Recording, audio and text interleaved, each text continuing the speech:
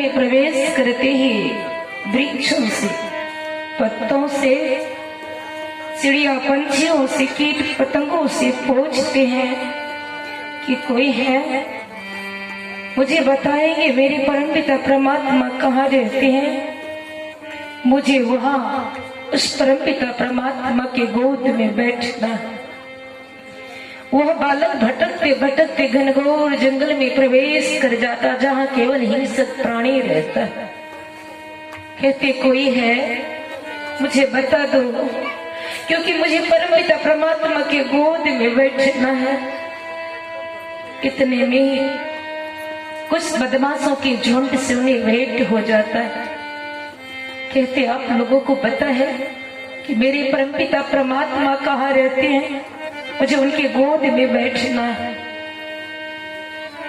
वे बदमाश कहते हैं तुम्हारे पास जितने भी जेवरात है वो हमें दे दो, हम तुमको तुम्हारे परमपिता परमात्मा के गोद में बैठ देंगे।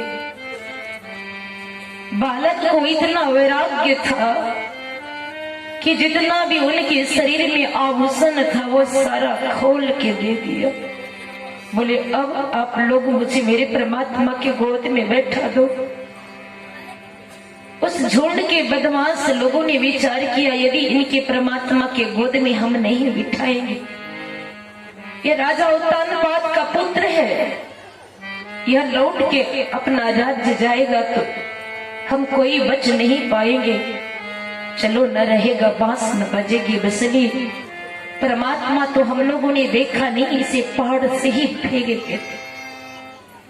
उस बालक को गोदी में उठाता, चलो तुम्हें परमपिता परमात्मा के गोद में हम डाल देंगे। बालक बहुत खुश है कि अब मैं परमपिता परमात्मा के गोद में बैठ जाऊंगा। और उसे पहाड़ों की चोटी में ले जाकर कहते देखो हम तुम्हें परमात्मा के गोद में बैठा रहे।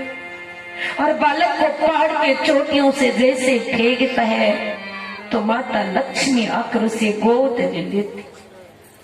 बालक कहते माँ मुझे परमात्मा के गोद में बैठना था, तूने मुझे क्यों ले लिया।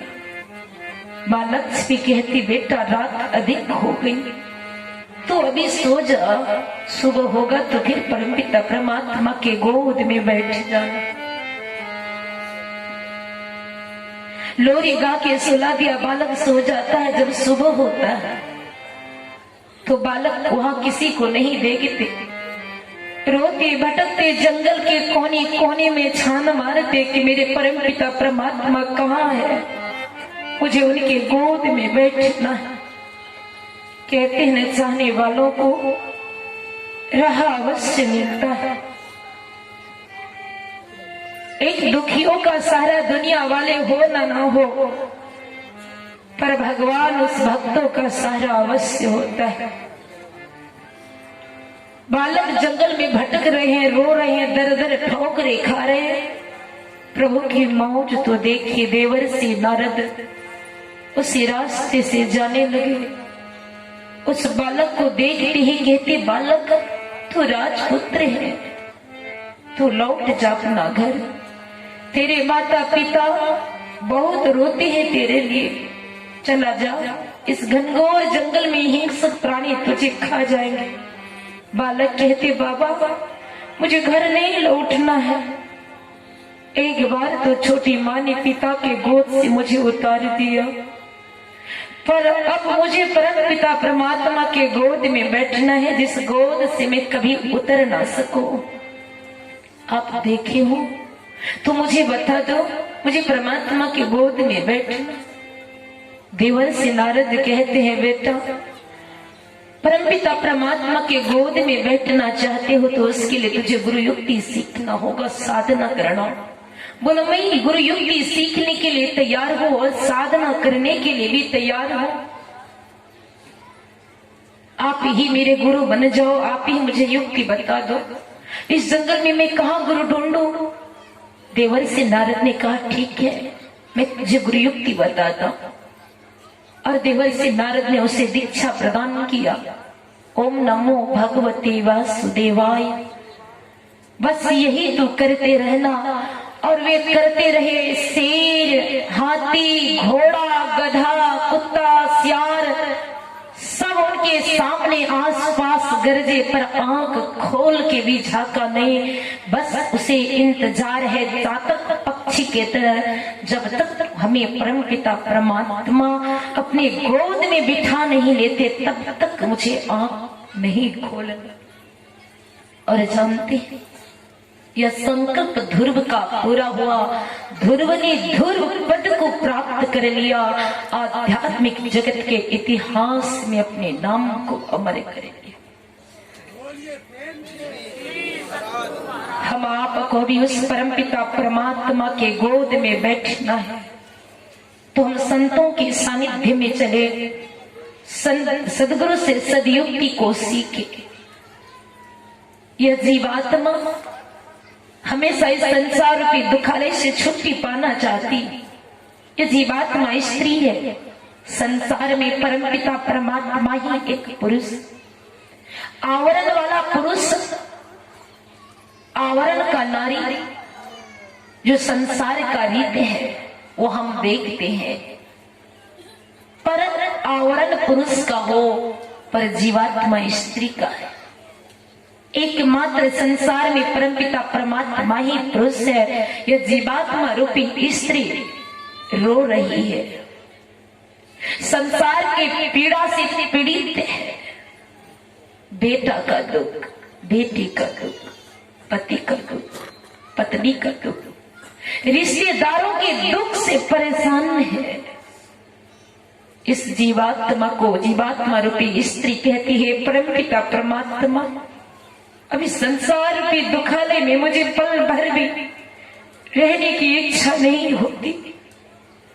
हे प्रभु परमात्मा, आप मुझे अपने पास बुला लो।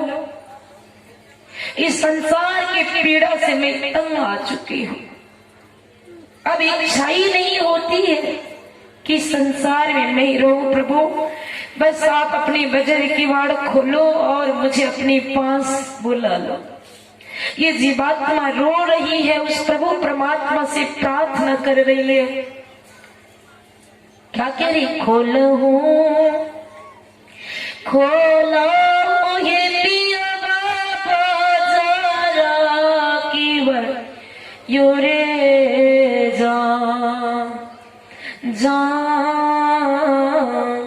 ओस से भी जलो लंबी लंबी केसियों रे जा। हे प्रभु परमात्मा, संसार रूपी विषय में मैं पूरी तरह भेज चुकी हूँ। अब इच्छा ही नहीं होती है कि मैं रहूं। कि प्रभु आप अपने बजर की वाड़ खोल दो और मुझे अपने पास बुला लो। प्रभु आप मुझे अपने पास बुला लो। ये जीवात्मा रो रही है और उस प्रभु परमात्मा से प्रार्थना कर रही है, पर वह प्रभु परमात्मा क्या कहते हैं जानते?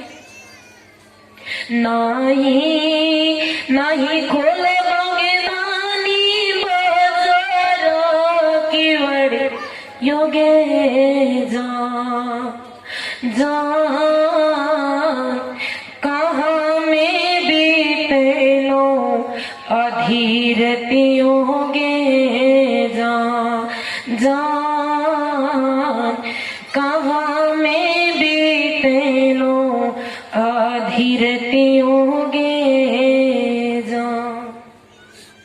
वे प्रभु परमात्मा कह रहे हैं कि पूरा दिन किधर बिताई, भोर भोर को मेरे द्वार आई हो तो चादर भी मैला और गंदा करके आ गई हो।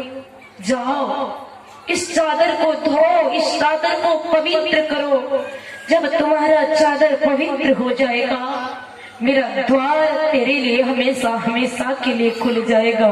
ये जीवात्मा रूपी स्त्री कहती, प्रभु इस चादर को धोने के लिए मैं हरिद्वार गई, ऋषिकेश गई, बद्रिका आश्रम गई, केदारनाथ गई, गंगोत्री, यमुनोत्री, गंगा सागर में भी कई बार डुबकी लगाई प्रभु, पर यह चादर साफ नहीं हुआ तो मैं क्या करूं?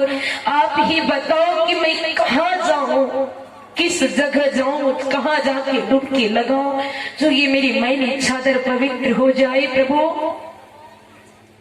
तो प्रभु परमात्मा कहते हैं एक बार संतों के सानिध्य में चलो, एक बार प्रभु की भक्ति कर लो, संतों के सानिध्य में डुबकी लगाओगे तो चादर की सारा मैली साफ हो जाएगी और मेरा द्वार खुल जाएगा। जब मेरा द्वार खुलेगा, मेरे द्वार में तो प्रवेश करेगी तो फिर एक हो जाएगी, जानत तुम ही हो ही जाएगी। इसलिए मैली चादर को साफ करो, उसे पवित्र करो, फिर मेरे दरवाजा हमेशा के लिए खुल जाएगा। सुनती से भजन के माध्यम से।